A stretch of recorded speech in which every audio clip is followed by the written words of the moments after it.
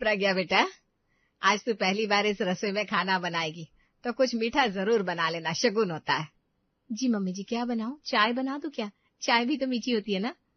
अरे भाभी, आप तो बड़ी मजाकिया हो। मीठे में चाय थोड़ी ना बनती है। हलवा बनाओ, खीर बनाओ, गुलाब जामुन बनाओ, ऐसा कुछ भी बना लो। हमारे यहाँ तो सभी खाने के बड़े शौकीन हैं? ये सब बनाना होता है क्या? हाँ बेटा, एक काम कर, तू गाजर का हलवा बना ले। घर में ना सबको बड़ा ही भाता है गाजर का हलवा। और छोले पूड़ी बना लेना।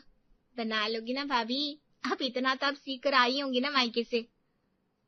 हाँ, मैं बना लूंगी। आपके यहाँ हेल्प करने के लिए कुक तो होगी ना? अरे नहीं बेटा, हम तो सारा खाना अपने आप ही बनाते हैं। रसोई में कोई बाहर का इंसान हाथ लगाए तेरे पापा जी को बिल्कुल पसंद नहीं, और मुझे भी। जा, अब जल्दी से नाश्ता तैयार कर ले, सब आते होंगे टेबल पर। जी मम्मी जी, बनाती हूँ। ऐसा कहकर प्रज्ञा नाश्ता बनाने गई। हे भगवान, इन लोगों ने कितना कुछ बनाने को बोल दिया, पर मुझे तो ये सब आता ही नहीं। अब क्या करूं? जैसे भी हो बनाना तो पड़ेगा। ये सब सोचते हुए प्रज्ञा ने अब जैसे तैसे नाश्ता बनाया और टेबल पर लगा दिया। सभी नाश्ता करने आ चुके थे।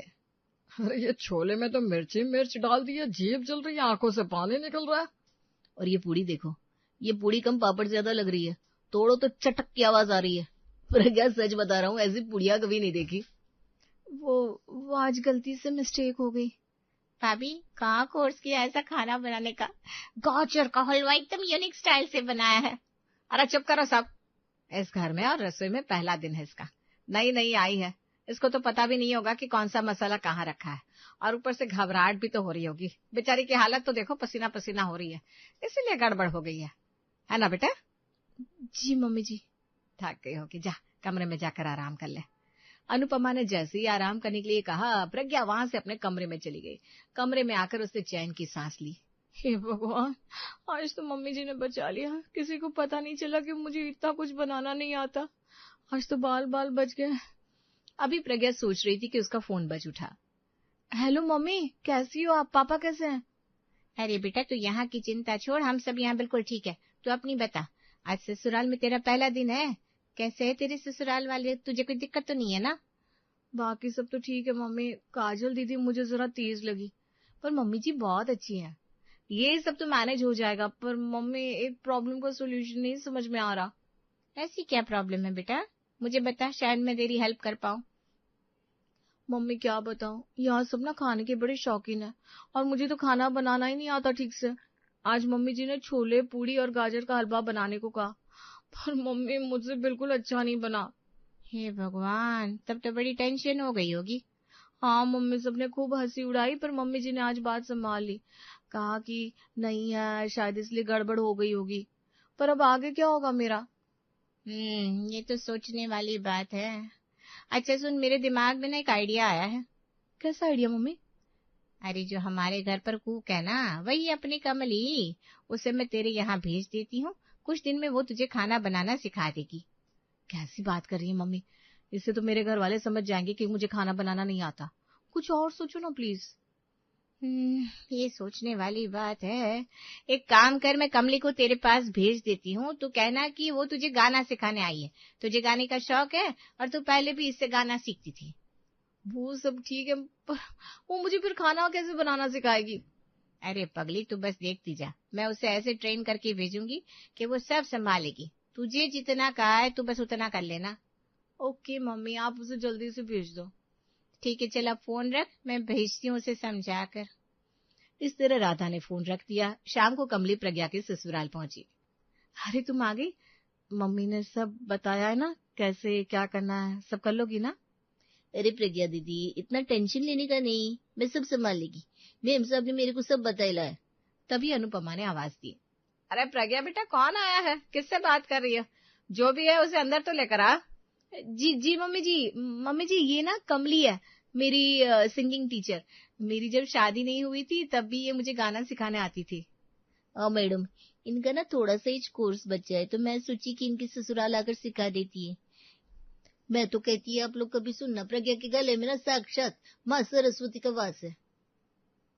वो सब तो ठीक है, पर आप ये कैसी लैंग्वेज बोल रही है? ओ, एक्चुअली कमली मैम ने अपनी कामवाली को भी सिखाया और उसी से बात करते करते उनकी लैंग्वेज ऐसी हो गई है थोड़ी थोड़ी। प्रज्ञा बिल्कुल सही बोल रही है। प्रज्ञा, क्या तुम सचमुच अब भी गाना बजाना सीखना चाहती हो क्या? जी मम्मी जी, मेरा बहुत मन है। अगर आप परमिशन दे तो मैं कुछ दिन का अपना ये कोर्स जरूर कंप्लीट करना चाहूंगी। अब तुम्हारी इतनी इच्छा है तो सीख लो, हमें कोई प्रॉब्लम नहीं है। आप पर घर का काम और सब कुछ टाइम टू टाइम होना चाहिए, उसमें बहाने नहीं चलेंगे। जी मम्मी जी, आप बेफिक्र रहिए, मैं आपको शिकायत का मौका नहीं दूंगी। चलिए ना मैम, अंदर चलिए, स्टार्ट करते हैं। चलो किचन में चलते हैं, मैं अच्छे से सिखाएगी। किचन में? किचन का गाने से क्या ताल्लुक है भला? कमली मैम को खाने का नहीं, गाने का कोर्स करवाना है ना? बात अब बिल्कुल 100 खराब बोले ले है, पर अभी अभी मैडम ने कहा ना घर का काम भी अच्छे से होना चाहिए टाइम पे, तो इसीलिए मैं किचन में सिखा रही है। हाँ, ताकि मैं खाना भी बना लूं और खाना बनाते बनाते गाना भी सीख लूंगी। हाँ ठीक है, ये तुमने बिल्कुल सही सोचा है। एक काम करो प्रज्ञा, खाने में ना आलू के पराठे बना लेना। जी मम्मी जी। चलिए मैम। अब प्रज्ञा और कमली किचन में पहुंचे तो प्रज्ञा ने कमली से कहा, अब बता, मेरी सासू माँ ने तो कह दिया पराठे बना लेना, कैसे बनाऊं आलू के पराठे? मुझे तो नॉर्मल रोटी दाल चावल बनाना ही आता है। अरे प्रज्ञा दीदी, मैं यहाँ काय को आई लिए आपको खाना बनाना सिखाने के लिए। देखना फटाफट कैसे सीखेगी आप, मैं गाना गाकर बताएगी, आप समझ जाने का, इससे किसी को शक भी नहीं होएगा। वाह कमली, तू तो बड़ी समझदार निकली, ये आइडिया तो कमाल का है। चलो अब शुरू करते हैं रियाज। ये मैंने आलू लिए, अब बता क्या करना है? सारे आलू कुकर में डाल, सीटी लगा आलू सीझा, छिलके उतार के मसाले प्यारी आलिज़ल। अब कमली के गाने के मुताबिक प्रज्ञा ने आलू उबालकर मसल लिए। तू ही बता अब इसके आगे क्या होगा? मसले हुए आलू का क्या है फंडा? मसाले मिला, आटा लगा, आटा गूंथ कर आलू भरकर पराठे बना दीदी आलिज़ल। और इस तरह गाना गाते गाते प्रज्ञा का खाना बन रहा था। उधर हॉल में बैठे सब लोग गाना सुन रहे थे। अरे इतना अच्छा गाना कौन गा रहा है भाई हमारे घर पर? आज तक मैंने तो इस घर में गुनगुनाने की आवाज भी नहीं सुनी। ये अचानक ऐसा ही शौक चढ़ गया। अरे वो प्रज्ञा को गाने का बहुत शौक है ना, पहले भी सीख रही थी। अभी उसकी टीचर यहाँ आ गई है तो मैंने कहा सीख गाना, हमें कोई प्रॉब्लम नहीं है, बस इसलिए खाना बनाते बनाते सीख रही, उसी की आवाज है। अरे वाह, ये सही है, प्रज्ञा तो बड़ी सुरीली निकली और उसकी टीचर भी। इसी बहाने हमारा एंटरटेनमेंट हो रहा है। हाँ भैया, मुझे भी बड़ा अच्छा लग रहा है। All is well. ये काजल भी ना बिल्कुल बावरी है। अब देखता है ये प्रज्ञा खाना कैसे बनाती है गाते गाते। इधर इसी तरह प्रज्ञा के पराठे तैयार हो गए। अब तो प्रज्ञा की खुशी का ठिकाना नहीं रहा। अरे वाह, ये तो बन गया, दिन बन गया। हाँ हाँ, बन गया बन गया। थैंक यू कमली, इसी तरह रोज आ जाना। अब तू चली जा, कल सुबह टाइम से आ जाना। हाँ ओके दीदी, मैं जाती है। अब कमली चली गई। प्रज्ञा ने सबके लिए खाना टेबल पर लगा दिया। अरे वाह बेटा, आलू के पराठे तो तुमने लाजवाब बनाया है। गाना गाते गाते बढ़िया खाना बना लेती हो। थैंक यू मम्मी जी, संगीत से ना मेरा मन अच्छा रहता है, शायद इसलिए खाना भी अच्छा बन जाता है। बेटा ऐसी बात है तो तुम रोज गाना गाते गाते ही खाना बनाना, भाई हमें इसी बहाने टेस्टी खाना खाने मिल जाएगा। हाँ, और साथ में जब तक आप खाना बनाओगी हमारा एंटरटेनमेंट भी हो जाएगा, ये सही है। सही कहा काजल, पराठे सच में बहुत अच्छे बने। पर बेटा ये कैसा गाना सीखती हो? थोड़ा सुर का ज्ञान भी होना चाहिए, तुम्हें ना क्लासिकल सीखना चाहिए। ठीक है मम्मी जी, मैं कल क्लासिकल सिंगिंग पे फोकस करूंगी। बहुत बढ़िया बेटा, चलो अब तुम भी खाकर आराम करो, थक गई होगी। जी पापा जी। अब प्रज्ञा ने अपनी प्लेट लगाई और लेकर कमरे में चली गई। ऐसे ही अगले दिन सुबह कमली फिर आ गई। अरे मैडम, आज आप इतनी सुबह आ गई? आज सोचा आज सुबह सुबह ही रियाज करवा देगी। वो क्या है ना, सुबह का रियाज बहुत धांसू होता है। अब आपको मैं क्या समझाएगी, आप तो सब जानती है। हाँ ये तो है। आप जाइए, प्रज्ञा किचन में ही है। प्रज्ञा, तेरी टीचर आई है। आइए मैम, किचन में आ जाइए। इस सिंगिंग टीचर कैसी अजीब सी भाषा बोलती है, पता नहीं सुर और ताल का ज्ञान क्या होगा इसे। अब कमली किचन में पहुंची, उसे देखकर प्रज्ञा ने कहा, थैंक गॉड कमली तू आ गई, मेरी तो सांसें ही अटक गई थी टेंशन के मारे। मेरे को तो आने का ही था, मैम सब मेरे को बार बार याद जो दिलाती रहती है, टेंशन नहीं लो सब हो जाएगा। सुन, आज मम्मी जी ने कहा है कुछ क्लासिकल सीखना, जैसे सारे गामा टाइप्स, समझ गई ना? और आज मुझे सब्जी बनाना सिखा दे, पराठे तो अब मैं बना ही लेती हूँ। चलिए फिर शुरू करते हैं। अब कमली ने फिर से गाना शुरू किया। सा रे गा लहसुन डाल कर 2 मिनट चला, पाधानी लहसुन तो पक गई, गमपा प्याज और बाकी मसाले डाल कर पका। प्रज्ञा ने थोड़ी देर मसाला भूनकर कहा, धानी सा धानी सा धानी सा सब पक गया,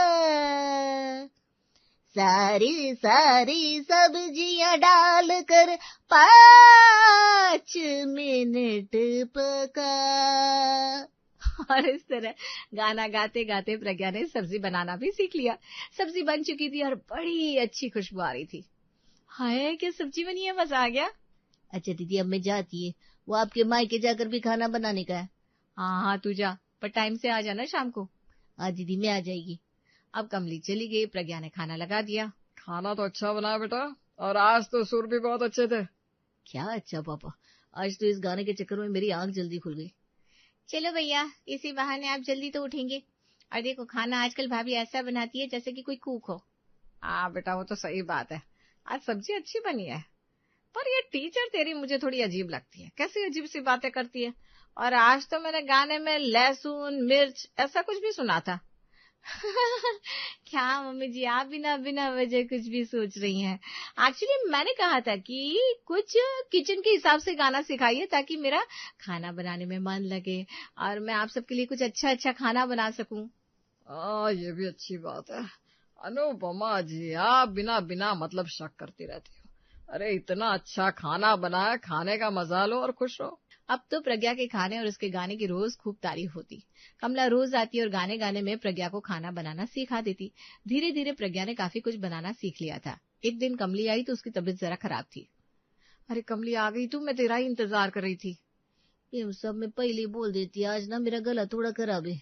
वो क्या है ना, कल रात को आइसक्रीम खा ली थी तो ठंडा लग गई है। अरे तू चिंता मत कर, तू बस गाती रहे, कैसे भी मैं सब समझ जाऊंगी। आज मुझे ना मटर पनीर बनानी है, अब इतना तो मैं समझने लगी हूँ। चल अब तू शुरू कर। मटर को छील कर मसालों को पीस कर तैयार कर, ओ साथी चल। कौन से मसाले पीसूं ये तो बता दे, कौन से मसाले। कमली ने अब गला साफ करते हुए कहा, अरे टमाटर डाल, थोड़ी अदरक, हरी मिर्ची और काजू रे मसाले पीस। लो तैयार है मसाले भी, अब क्या करूं, अब क्या करूं। करना क्या है सखी, कढ़ाई चढ़ा दे, मसाले भून ले अच्छे से। मसाले भून कर अब क्या डालूं ये भी बता दे ओ कमली। अब इसमें मटर और गला खराब होने की वजह से कमली आगे बोल नहीं पाई और खांसने लगी। प्रज्ञा ने सोचा, कमली प से क्या बोलना चाह रही थी। हाँ, प्याज। मैं प्याज और मटर डाल देती हूँ खूब सारे, और साथ में थोड़ा पनीर भी, अब आएगा मजा। कमली तू जाकर मेरे कमरे में आराम कर, मैं बना लेती हूँ। ठीक है दीदी। अब प्रज्ञा ने प्याज के मोटे मोटे टुकड़े पनीर के साथ मसाले में डाल दिए और ऐसे ही उसने सारा खाना तैयार कर लिया। उधर अनुपमा ने मन ही मन कहा, अरे आज क्या हो गया, गाने की आवाज भी बंद हो गई। कितना आनंद आ रहा था आज के गाने में। किसी जमाने में मुझे भी गानों का बड़ा शौक हुआ करता था। अभी अनुपमा अपने ख्यालों में गुम थी कि तभी प्रज्ञा ने खाने के टेबल पर खाना लगाकर अनुपमा से कहा, मम्मी जी खाना लगा दिया है, सबको खाने के लिए बुला लीजिए ना। हाँ हाँ ठीक है, अभी बुला लेती हूँ। अरे सब कहाँ हो, खाना बन गया है, सब आकर खाना खा लो। अब सभी खाना खाने आ गए। प्रज्ञा ने खाना सर्व किया, पर आज जैसे ही सबने एक निवाला मुंह में लिया, अरे आज ये कैसा खाना बना है, ना कोई स्वाद है ना मसाले ठीक है, और ये प्याज के बड़े बड़े टुकड़े, ये मटर पनीर है या प्याज मटर समझ में नहीं आ रहा। हाँ, आज गाना नहीं सीख पाई तो खाना ही बिगाड़ दिया। ये क्या चक्कर है कि अगर तुम्हारी टीचर गाना नहीं गाएगी तो तुम खाना नहीं बनाओगी। ऐसा कुछ नहीं है, वो बस ऐसे ही गलती से मिस्टेक हो गई। नेक्स्ट टाइम पक्का मैं ध्यान से काम करूंगी। भाभी और बहाने मत बनाओ, मैंने भी नोटिस किया है। ये आपकी टीचर जब नहीं थी तो आप ऐसे ही खाना बनाती थी, और आज उसने गाना नहीं गाया तो भी आपने बेकार सा खाना बना दिया। हाँ काजल सही बोल रही है। अब तो कुछ कुछ मुझे भी समझ में आ रहा है कि ये गाने में मसाले के नाम क्यों आते थे भला। अब तो सच सच बताएगी या हम अपने हिसाब से पता लगा ले? हैं? सच सच बता, ये कमली है कौन? वरना मटर पनीर में इतने बड़े बड़े प्याज के टुकड़े कौन डालता है? मैं बताती हूँ, पर आप लोग गुस्सा मत कीजिएगा।